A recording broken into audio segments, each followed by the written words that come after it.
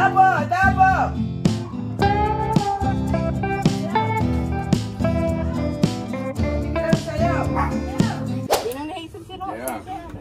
Si Ninong?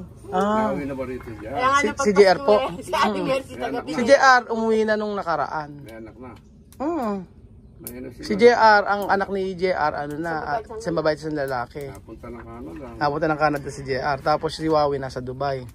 Tapos ayun. Dati lahat sila naka-abroad sa Ipo. Dati nandun na, hindi na ba bumalik? Hindi na punta sa Canada, ayaw nang umano eh. Ayaw na nga naling message. Ayaw na ni mama na pumunta sa ano, sa abroad kasi mas maganda sa Pilipinas. Sa abroad kasi malungkot. Saka may sweldo na may mama mo rin. Oo, may sweldo. Yung sweldo naman ni mama is okay naman kumpara sa ano gagawin niya sa Canada. Wala nga siyang gagawin, mag-aalaga ng apo niya. Mag-isa nga lang daw siya. Mag-isa nga lang eh. Kaya nga eh. Wala ka raw kausap. Talagang mag-isa ka na. Kasi nanay na yun, nanay bebe. Kahit daw sa Japan, gano'n. Kaya nga po. So ayan po mga amigos, sa pagkapatuloy ng ating video at kasama po ng Tia Cesa, tayo magluluto ng adobong sitaw. Yung video kanina kasi walang sounds. Yung kinuha natin dito. Oo. I-voice over ko na lang. Walang sounds eh kasi sira itong nasira na yata ito. Area kami na area. Okay lang, i-voice over ko naman. Pangit naman pagka inulit, scripted na. Kaya maganda, hindi maganda inuulit yung video. Basta pag ginawa na, yun na yun. Hindi ako nag-uulit ng video. Pagka ginawa ko, yun na yun. Para hindi scripted tsaka alam ng tao na natural yung nangyayari. Kailan mo nakita nga panood namin nagbablog ka. Nandun ka pa noon. Sa Africa? Oo, nakita ka. Nanonood ba kayo? Oo, nakita nga. Nakita? Si Wawi, hindi ako si Wawi. Si Rubil ako. O, paano malalam? Di pala ako kilala. Pambira. Si Wawi, binibenta nun, alahas. Oo, nagdedentista yun. Sarap nga ng buhay dito sa Pilipinas eh. Ako? Sarap na nga eh. Hindi ka kumilos. Dito sa atin, parang freelancer ka rito. Oo, minsan meron, minsan wala. Gano'n na yun. Wala kaya ka rito, pwede kang... Oo, obligado. Si Bekbek ba, hindi pa umuwi? Umuwi yun, isang taon na. Doon nag-aaral yung mga anak? Yung isa alaga ako. Dito? Yung isa doon na yun. Nagpunta ka sa Qatar? Napunta ako, kanyang... Ano itsura ng Qatar? Maganda, ano? Nagbakasyon ka ron? Aba si nanay, hindi sumama? Ba't ayaw mo? Ayaw mag-aeroplano? Yung alaga ko ayaw. Ayaw ng alaga mo? Sana kaming tatlo, ayaw. Sayang, dapat nag-ano ka. Maiiwan ko ba? Iiyak lang nga, iiyak yun. Babalik ka pa ron? Ayaw mo na? Minsan mapunta ka, ayaw mo na yun, no? Ay, mahal nga pamasahe. Mahal nga pamasahe? Magkano pamasahe nyo? Bali, siyenta mo, bali ka na. Ay, okay na rin pala. Mahal din pala. Pwede na lang, kanya lang. Pag ako, dito na lang gamitin pera mo. Oo, di ba? Kesa yun. Pero, lilibot ka nga. Pero nung nandun ka... Pero maganda ka, kakalinis. Alang kuwan, ala ka makita ang mga kuryente sa taas na. Sa Africa, ganito rin. Pati mga kuryente. Hindi, yung kuryente sa Africa nakababa, nakalubog. Oo, nakalubog. Di ba, luz to pais está abajo, no? No está arriba. No como aquí, no? Oo. Nasa baba eh. Dito lang talaga sa ating ganyan. Nasa baba yung nila. Tapos yung tubig nila doon, wala silang sa balon pa. Oo. Hindi kinukuha ng timba. Hindi nga malinis. Pati kayo sa kayo. Hindi kasi company kami, meron kami sa sarili. Oo. Yung mga iniinom nila sa balon din galing. Pero kami iniinom namin syempre. Araw dito rin sa balon tayo. Hindi lang nabutan niya kami, nabutan namin.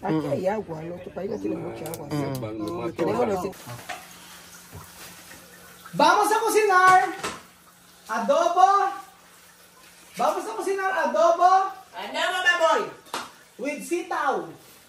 Sitaw. Sitaw. Tsaka may ano ba? Meron pa yun. May kumpleto sa sitaw mo. Okay na yan. Magluto pa tayo ng adobo sitaw mga amigo.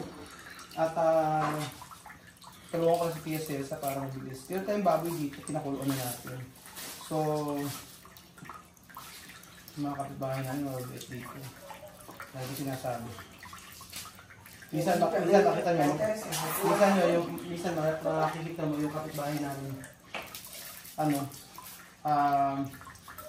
Pinya namin mag-aampot ng pansit. Yung sabihin, imbita ko, sabihin, kumabila kayo rito. Kaya merong dito hadaan mamayang hapon. Ayun. Kaya may mga picture pa kami dito, ng mga kabataan. Sila yung mga barka-barkada kung nabata ako. Sama may ako mo ba? Natuto natin ano sila ba? Pwede, ikan. Pagluto na tayo. Sitaw de salsa. Adobo baboy. Ang gagawin po namin mga amigo ay pata ng baboy po ang iluluto. Pata ng baboy. Para masakasay na mabilis. At gutom na.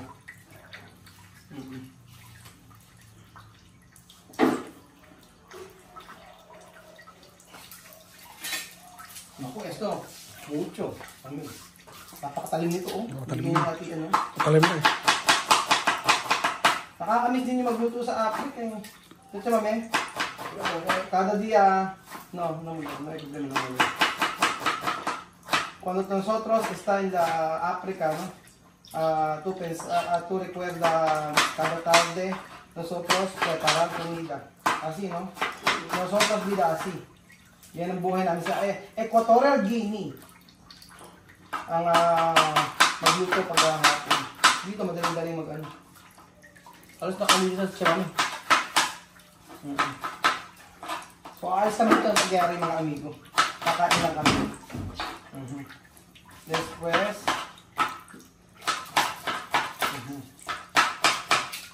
sarap. Ganyan, no? Sarap. Tapos pang bago yung resto naman.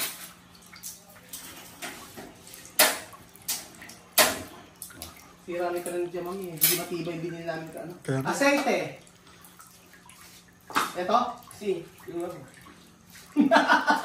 Wala kayo sa secret niya sa isa. Coca-Cola! Coca-Cola. Masarap pa, ano? Kung ninyas ko ito? Si. Maka. So, ayan po mga amigo. Vamos a cocinar sitaw adobo. Adobo de tía Cesar.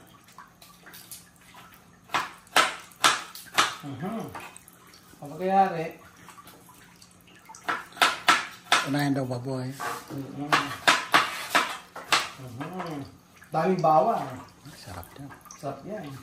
Sabing gano'n, sabi ni Michelle, kapag daw kapag namin ito, kasi pinuha namin sa kanila, kapag daw niluto ito, yung suka daw sa huli ilalagay.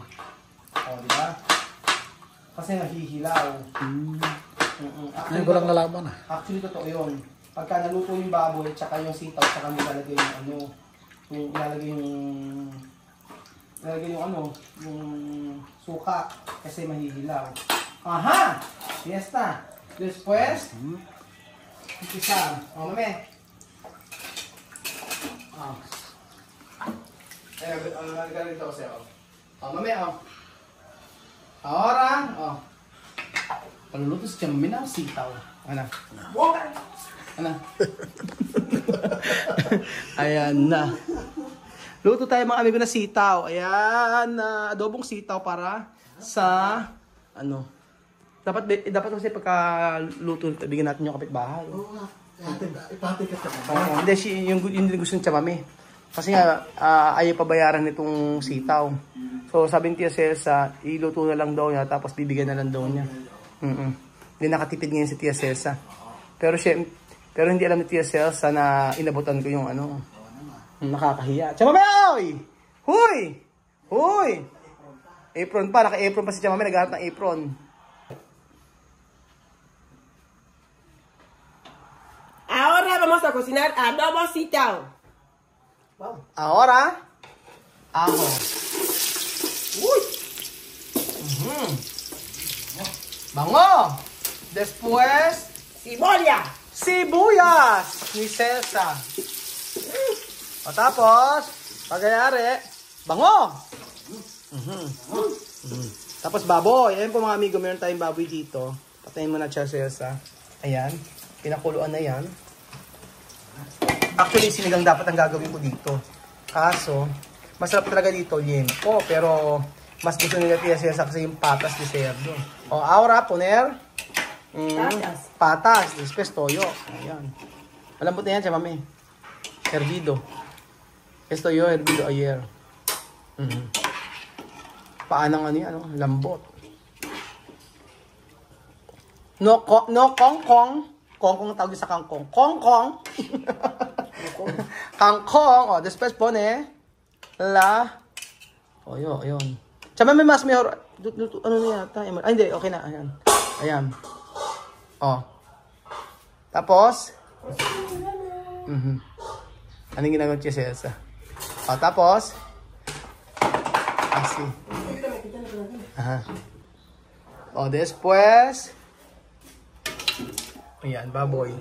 Lagay lahat ng baboy.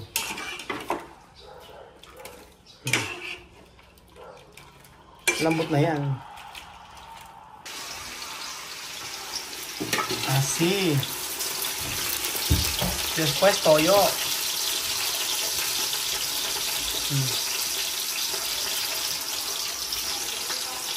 Toyo. Hindi ko na video ang nilagay siya may konting patis mga amigo. Bukod sa toyo may patis siyang nilagay.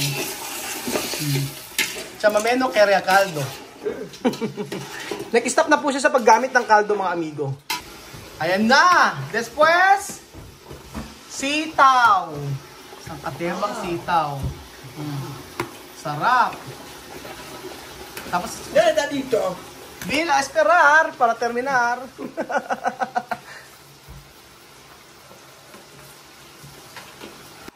Sitaw, matao, patanis! Ayan na, ang adobo ni Tia Cesa. Oh, mas marami ang sitaw. Oh, esperar siya mami, no poner agua ha. Wait lang yan, lalagyan ng tubig. Kaya mo maluto ang sitaw. O, después, takpan! Aprikana. Nakakatuwa di ba mga amigo, isang Aprikana nagluluto po ng sitaw at ang sitaw na ito ay bigay ng kapitbahay. At syempre, marami na si Chamaming friends. Ayan lang. Tapos takpan mo Chamame. Mamigay tayo ulam. Sitaw. Sitaw. Adobong sitaw. Adobo sitaw. Mamigay po tayo ng ulam mga amigo. Sabi ni Tia Cesa. Ayan. Diba? Ang sarap ng adobo ni Tia Cesa. Oh. Pinikman ko kanina mga amigo. Ang sarap. Diba? Yeah. Sa kanila daw mga amigo. Kasi sabi ko, saan daw ba ilalagay? Sabi ko sa Chame. Sabi ko, dito mo na ilagay ka ako sa mangkok. Sabi ni Chamame, ang pag nagbibigay daw sila ng ulam, dapat sa plato. Pag mga matatanda raw bibigyan. Kasi esto plastiko para niños, por eso. Kasi sabi ko kasi magbigay ng ulam si TSS sa pagka nagbigay siya. Tinatanong ko, sabi ko doon na lang ako ilagay pagka nagbigay siya ng ulam. Tapos sabi ni TSS, wag daw doon kasi sa kanila daw dapat daw sa plato.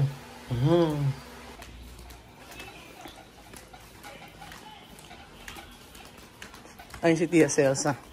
At palabas, nakaluto na.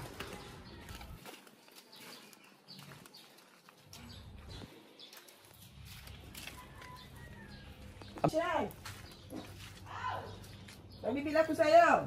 No! Wow! Ay, no!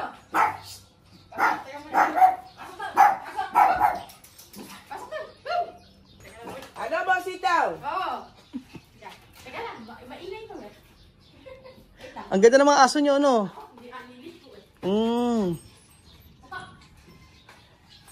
Kumain na ba kayo? Nagluto pa lang. Huwag na lang kayo magluto. Ayan, may adobong sitaw na binigay. Huwag ka na magluto. May ulam ka na. Oh. Sarap ba ito? Chamame. Thank you. Thank you very much.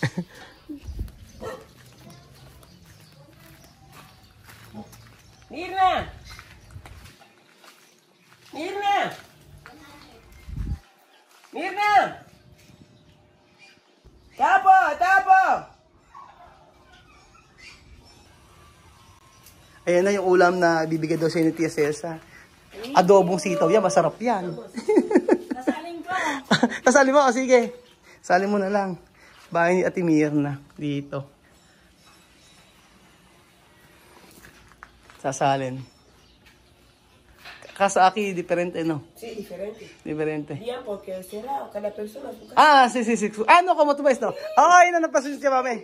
Yung lugar kasi natin, yung lugar kasi sa Pilipinas, nakasarado, di kagaya sa kanila, walang mga bakod-bakod. Mamá viene ahora, entonces, ¿no? Sí.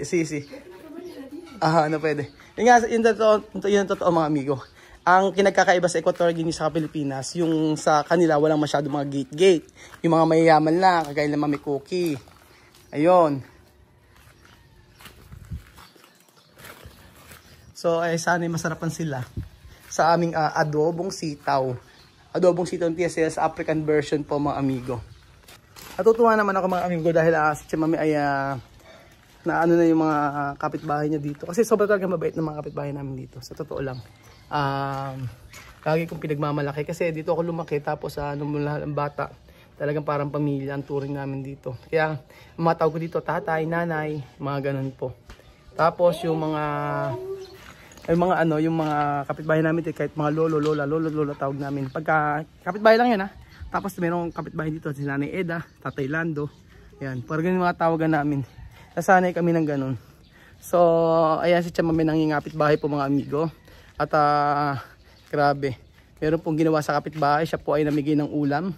At masayang masaya po ang Tia Cesa na siya ay nakapamigay ng ulam sa kapitbahay. So, simpleng buhay namin dito sa Pilipinas na ngayon ay nakikikapitbahay, nakikipagchismisan. At namumuhay ng may kagalakan sa aming puso. So, abangan nyo po ang mga video natin araw-araw. Pakita natin ang tunay na buhay namin dito sa Pilipinas.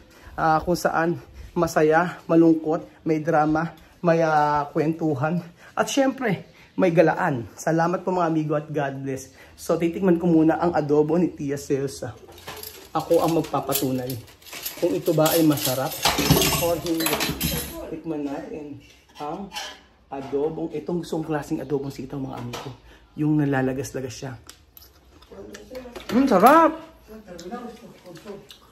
Masarap yung... Tama, está bien. Harap!